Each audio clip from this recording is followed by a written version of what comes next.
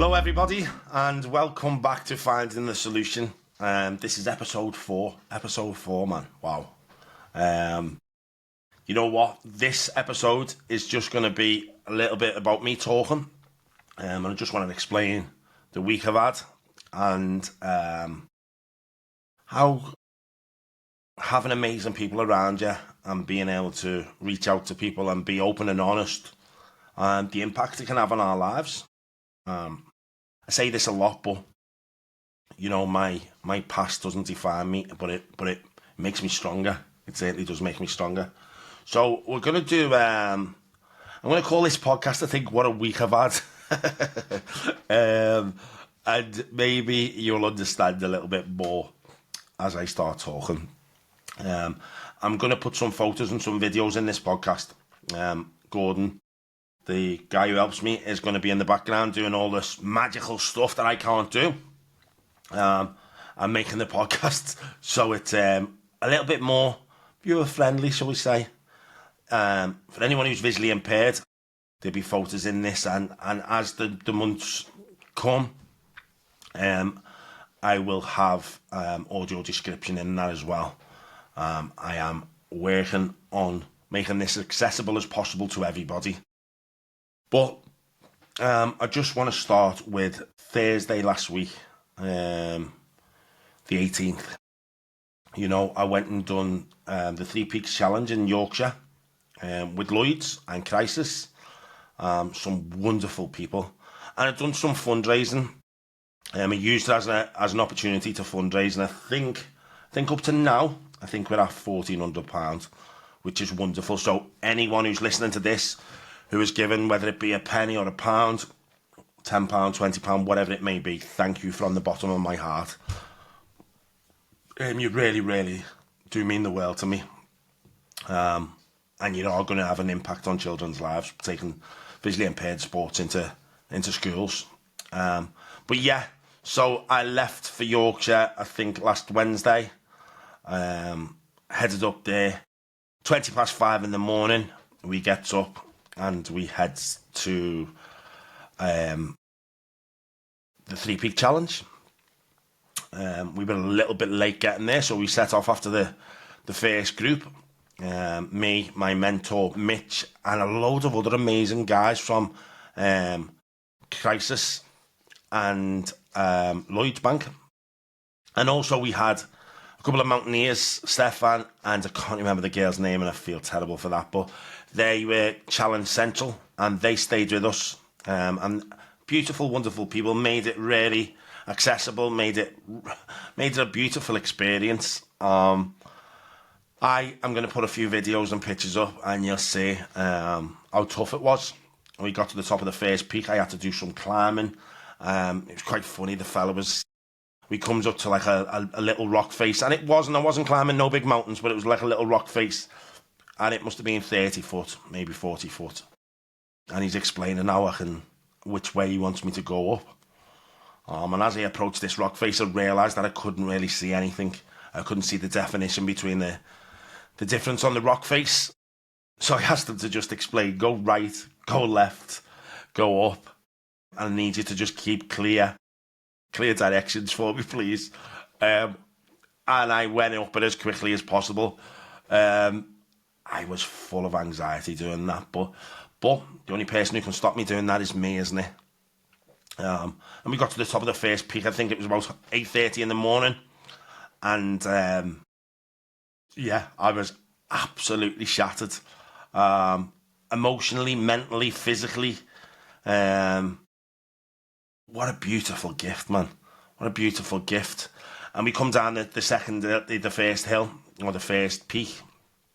And we get to the bottom. We the fella said we've just got like a little walk, 11 miles, I think the little walk was, between the 2 peaks. We stopped off at a checkpoint, and we had some food. We had to catch up, checked our feet, stuff like that, and then we walked to the second peak. And at this stage, you know, the weather was amazing. It was wonderful. It was it was beautiful. We walked across a beautiful viaduct right alongside it. I was telling everyone it was the Harry Potter viaduct, and it wasn't. And we get to the second peak, and the weather just started to change a little bit. And yeah, it was really, really tough. But we get to the top, the weather had changed. We were up in the clouds, and it was beautiful. It was beautiful, but the rain was going sideways. Everybody was soaked through. And then we come down the back of peak 2, and there was like stepping stones down the back. And I'll be honest, I must have slipped and fell about 6 or 7 times. I twisted my ankle 3 or 4 times, and I jarred my knee. And it was tough getting down the second one. When we got down to the ground, we get to a lovely little farm where we all met up. And with advice from my mentor and also the Challenge Central team, I decided not to do the third peak. And the only reason for that was because I didn't want to slow anyone down. And I didn't think I was able to do it. And isn't it wonderful that I can sit here with no ego and pride today and say, you know, it was okay. The guys were supposed to get back about 6:30. They got back at 8:15 in the evening. And they all found it really difficult coming down the back end of the third peak. So, I'm glad in a way and never. But I've already made plans in the background for 8 or 10 of us to go off and do the third peak. And we get a chance to maybe raise a little bit more money. But, you know, I want to thank Crisis just for that opportunity. I want to thank Mitch, Lucy Eagles. I want to thank Craig Lutman, who's my mentor, and every single person who turned up to do that challenge, because it was wonderful. And also Challenge Central. And then everyone who's donated or continued to donate. And that was the start of the week. I got back and yeah, felt broke. Felt broke for a couple of days. My knee is okay now. My left leg is still not perfect, but yeah. But we go again, don't we? Yeah, so I'll tell you the next bit about this week now. So yeah, after arriving back home, I had a chat with one of my GB teammates, Grant Malabar, who done some social media stuff for us. And he done a beautiful post on Facebook, which is my profile of GB, which is me in a little write-up. And he asked me some questions, and I got to answer some questions. And the profile is up. We go just outside Rome on the 2nd of October. We play 2 games on the Friday. I think we have Germany on the Friday and Czech Republic. And then on the Saturday, we have Holland in the day, who we all want to, the Holland, like we all want to. But then we have Italy on the Saturday night, just outside Rome, floodlit stadium, a 10,000-seater stadium. It's just amazing, isn't it? Just amazing. And then the Sunday is the bronze medal games and the silver and gold medal game. Yeah, just wonderful stuff. An absolute pleasure to be part of that stuff. And we went and done some GB training a couple of weeks back up in Manchester with the coaches. And, you know, big up to all the coaches. You're all amazing. Absolutely amazing. We done some training and we had like 4 or 5 new players in the team. They don't half add so much more to the team. Yeah, they bring something different, something new. I'm excited this year. I'm excited. I think we have a real chance. Italy is still probably the strongest team.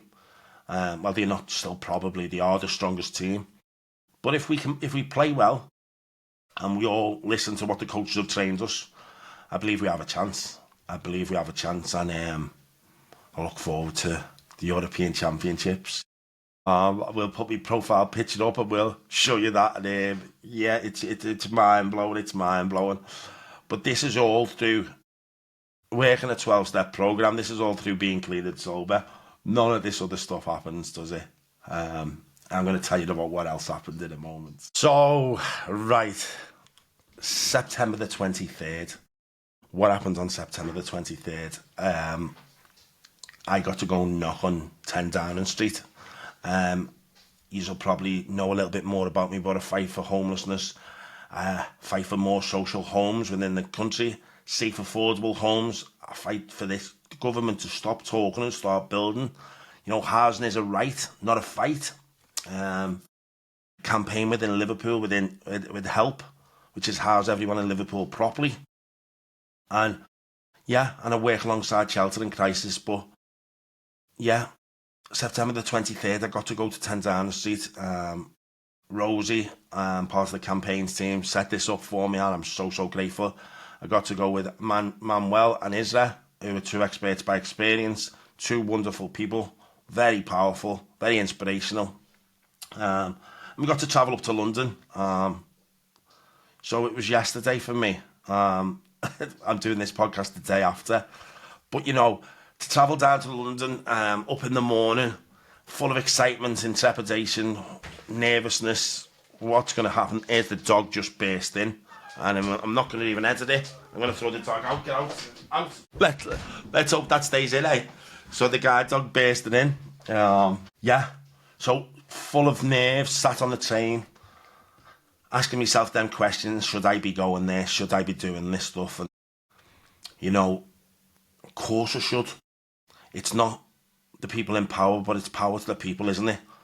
It's about us fighting back. It's about us coming together, standing hand in hand, and knowing solidarity is the greatest weapon we have sometimes. But you know, we went down there and we met we met at Westminster Tube Station, and we went through security checks, and you know, we're going to put some pictures up, but we got to stand outside number 10. We got to see how the other half live. No, it's not. That's not right, is it? No, how the other half live, but how where the people in power stand. And we got to hand a petition in. That's going to go to the Prime Minister, and hopefully they listen. They stand up and listen. We're going to do some more media stuff around that. I know media stuff has gone out on LinkedIn and on the Crisis UK websites. And we keep getting our faces out there. You know, my lived experience is my strength, my power. I have the opportunity to help others today, and I'm going to keep using that. You'll probably be frigging sick of my face, but you know, I'll always fight for the people. And yeah, I've come home last night quite overwhelmed, very proud to be taking this fight to number 10. Very proud to be continuing this fight. We're going to do some stuff around the Labour Party conference on Sunday with help. I'm doing stuff with Shelter. I do stuff with Crisis UK. Yeah, a podcast and do radio stuff. I'm playing GB baseball. And as I keep coming back to, none of this stuff happens if I put one drink in me. Just one drink. I'm open and honest today that my solution today is a 12-step program. My solution today isn't a drink or a drug. And I have the opportunity to give back. And that's what I'm going to do. I'm going to continue to do that. Some wonderful people over the last couple of years in recovery, in campaigning, in life in general, playing visually impaired sports. Some inspiring people, some really inspirational people, just people who won't take no for an answer. And I believe, you know, with this podcast and continuing to fight and continuing to come together, I think we become strong. I'm going to keep doing this. Hopefully the next podcast will be around the European Championships, the baseball. I'll get a few of the guys on maybe. But unfortunately, this podcast this month is just me, guys. And every now and again you will get a little bit. I think I just have to show loads of humility today and loads of gratitude that I get to do this stuff. And I want to thank every single one of you out there. Go and inspire someone else today. Go and be that Northern Star. Go and be that guiding light. Go and be you. Thanks, and I'll see you next month. Hi guys, so we're just nearly at the top of the first hill. We've got that bit to go there, so we're not really at the top of the first hill, here it is. But yeah, beautiful scenery. There's Craig, my mentor. Yeah, wonderful.